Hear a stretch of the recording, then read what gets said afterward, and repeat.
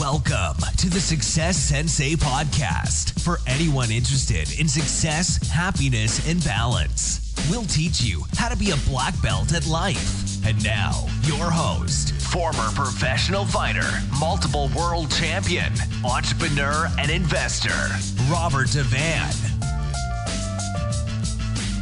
Bowing, and this is Roundhouse, Rob the Success Sensei, helping you to win at life one kick and punch at a time. Episode 113. Rich versus wealthy. So this is something that I've been doing a little bit of research on myself over the past week. Just, when something gets in your mind and you start to do a little bit of research and you start delving into it a little bit more. And the definition of each one. Now, everybody has a different opinion as to what is rich and what is wealthy. You're going to have a different opinion to me. I'm going to have a different opinion to you. Everyone has a different opinion. Everyone has a different figure as well in their mind of what they think is rich. If you have no money and you meet someone who has €10 to you, that they're rich. So basically, rich is always somebody that has more money than you. Wealthy is always somebody that has more money than you. But one of the discrepancies between the two that I wanted to talk about, and as I said, keep in mind everybody has a completely different opinion. But rich is having money, having an abundance of money. Wealthy is having an abundance of assets and wealth, basically. I know many wealthy people who have no money, and I know many people with money who have zero assets and zero wealth. So how is that? How can that be? Which one do you want to be? Well, obviously I can hear you right now saying that you want to be both. Who doesn't want to be both? Who doesn't want to be both rich and wealthy? But I just wanted to define it a little bit more so that you know what it is you're striving for. You know exactly the path that you want to be on. You know exactly what your goals should be and where you're headed. So back to being rich. So rich is having money. So you can have a lot of money. You can have a high paying job, and you could be spending a lot of money as well. And you could be technically rich, but you might not have any wealth. So in other words, you don't have any assets, you don't have any income producing assets. So if your job comes to an end, or if that source of riches comes to an end, you could be destitute and without anything really to back you up. So being rich and the display of money and the display of material things is, I think, is the first thing that people imagine when they imagine somebody who is either rich or wealthy. They imagine somebody who has the most expensive clothes, most expensive cars, houses, holidays, watches, whatever, you name it. That's what people imagine is that the display of the actual money. But most people who are wealthy don't necessarily have that display of money.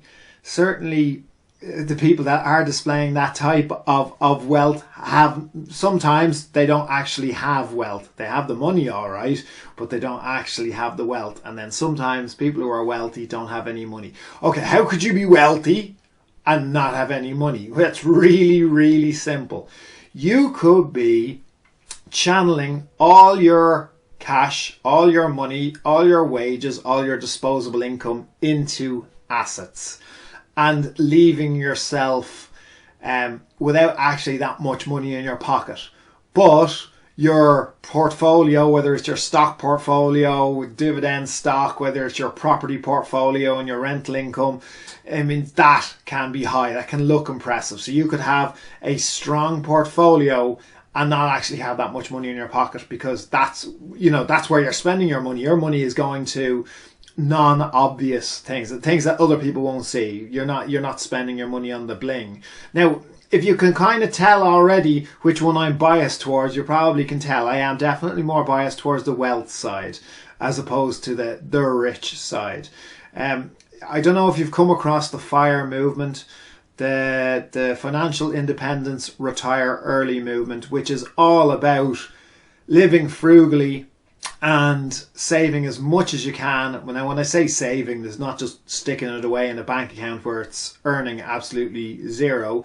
It's actually decreasing with inflation. It's going down in value. No, I mean saving as in putting it into some type of income producing asset, whether that's another business, whether it's stock, whether it's property, whether it's any other type of investment that can produce you income. That's what the whole FIRE movement is about. And the whole retire early, there's debates within the FIRE community about, the retire early. Do you have to actually retire early? Or most people of that frame of mind don't actually want to retire early, but it's having the option to retire. So you don't actually have to retire, but it's certainly being financially free enough to retire should you choose, or should you wish. So there's a large wealthy contingent of people who live very frugally, and you would never tell that they had money. Well, they don't have money because they're putting it all into their wealth and their portfolios. So I'm not saying, I'm not a massive believer in being extremely frugal to the point of being a miser. I mean, I think you shouldn't waste your money if wealth and success is on your mind and that's what you're chasing. If you just want to have the appearance of wealth, then yeah, you're not going to be spending your money on assets. You're just going to be spending your money on, frivolous items that won't amount to anything. And that's fine as long as that income stream doesn't dry up, as long as something does not happen to affect that income stream, and then you're left with nothing. You've nothing to back you up. You've nothing. You've no rainy day fund because you've been displaying your riches. You've no if something happens health wise, if something happens job wise, if something happens within your family structure, you just never know. So that's why I am a big believer in more the wealth and less the appearance of wealth, but more the actual wealth. More. I don't think that you should be so frugal to the point of your life being miserable and those around you being miserable.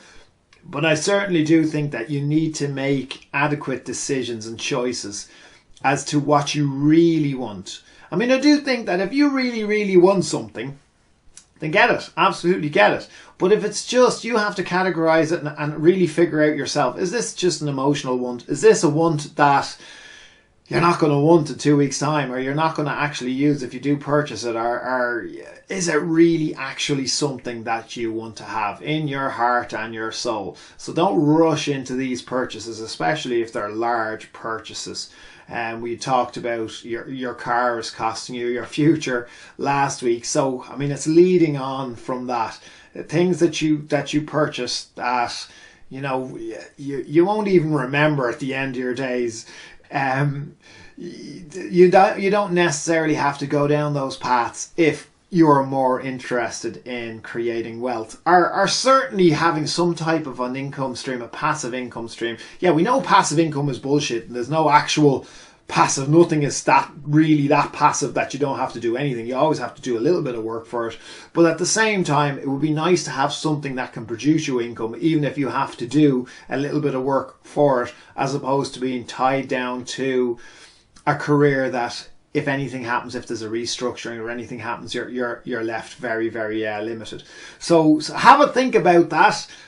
As I said at the very start, I know you want to be both rich and wealthy, and if you play your cards right, if you do things the right way, and you shovel your money into your earnings, into your wealth, then eventually your wealth will become your riches. But if you shovel all your money into being rich, you will never be wealthy.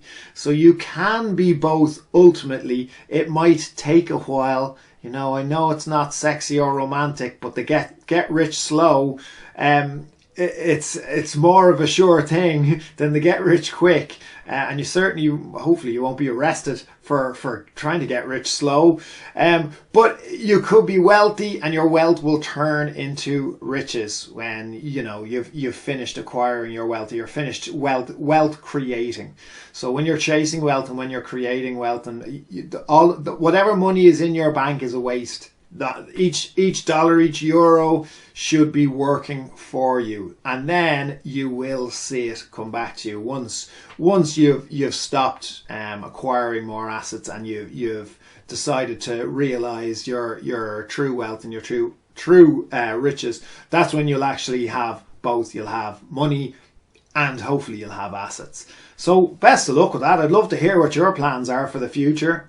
Do you have a 1 year goal? Do you have a 5 year goal? Do you have a 30-year goal? Do you have a lifetime goal? Let me know what your wealth creation and your riches creation plans are. I'd love to hear them. And if I can help in any way, absolutely give me a shout anytime. I'd love to hear from you. So thank you for listening. I'm Roundhouse Rob, the Success Sensei. Life is a fight you can enjoy and win. Bowing out.